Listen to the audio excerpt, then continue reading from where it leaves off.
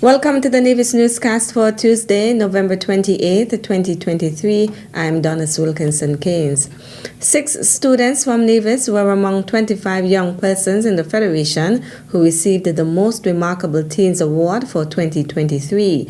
During a special sitting of the National Assembly of St. Kitts and Nevis on Monday evening, November 27th, the awards were presented by the members of Parliament to the remarkable teens, including Kalia Huggins-Simmons in the areas of academics and leadership, Tiana Williams in the area of spiritual commitment, Jaden Liebert in the areas of academics and volunteerism, Maya Daswani in the area of academics, Dylan Theron in the area of academics, and Brianna Chapman in the areas of leadership and volunteerism. Their awards were presented by the Honorable Eric Evelyn, member for the constituency of Nevis 10 in the National Assembly, and the Honorable Latoya Jones, senator in the National Assembly. The Honorable Iselene Phillips, senator in the National Assembly and Junior Minister of Youth Empowerment, noted that the 25 Most Remarkable Teens Awards ceremony is the flagship event for the celebration of National Youth Month in November. I am grateful to see all these lovely faces for these 25 most remarkable teens this evening. It's nice to finally meet all of you and see all of you here tonight. And we look forward to hearing very much about all of the things that you have been doing in your capacities as youth leaders and the next generation to take the country forward. Of course, I also want to extend great appreciation to the parents. You must all be very proud of, all of the work that your children and that the youth of this federation are doing. And I'm certainly trusting that our federation is in good hands just when I read the level of accomplishments and achievements that these young people have already attained at this point in their lives. The ceremony can be viewed in its entirety on ZIZ Online YouTube channel. Premier of Nevis, the Honorable Mark Brantley, is calling on members of the public to do what they can to eliminate mosquito breeding sites and thus prevent the spread of dengue on the island.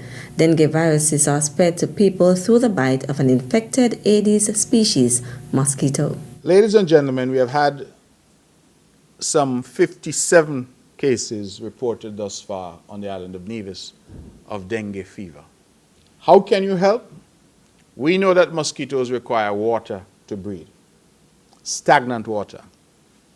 And we are asking persons to go around their homes, their businesses, and to empty any container that has stagnant water. Wherever water is gathering, mosquitoes are breeding.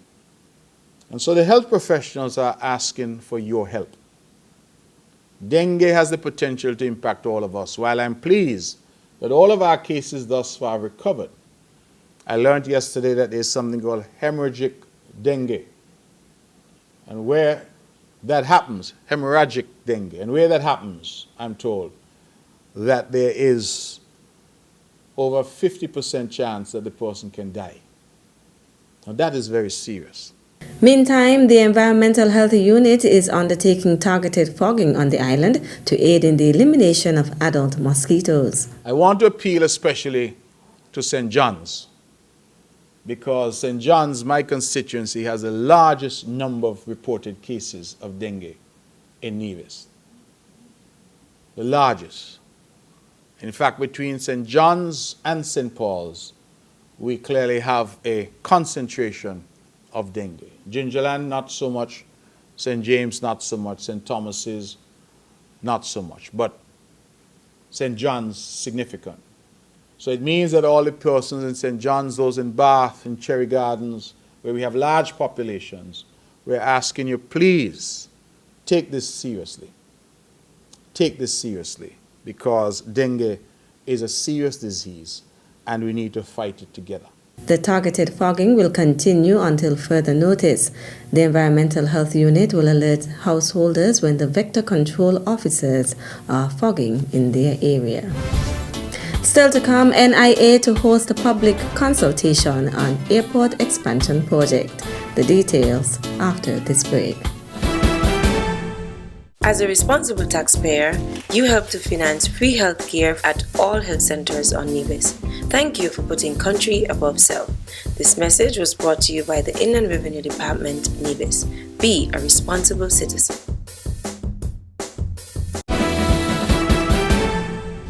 Welcome back.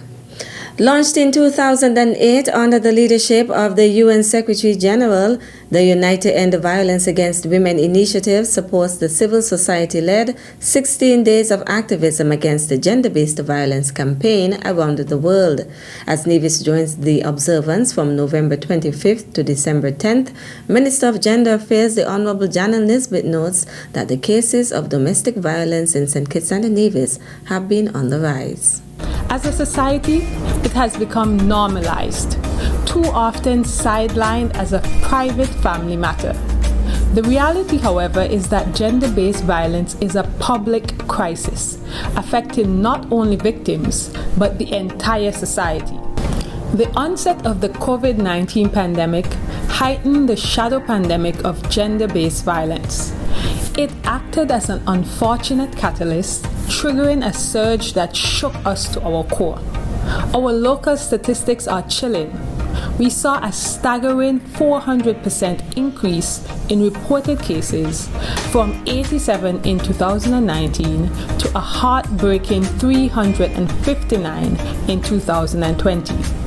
But let us not forget, these figures only scratch the surface, as gender-based violence is notoriously underreported, painting a much grimmer reality than we dare to imagine. This year's local theme is Unite, Invest to Prevent Violence Against Women and Girls. Men, we need you more than ever.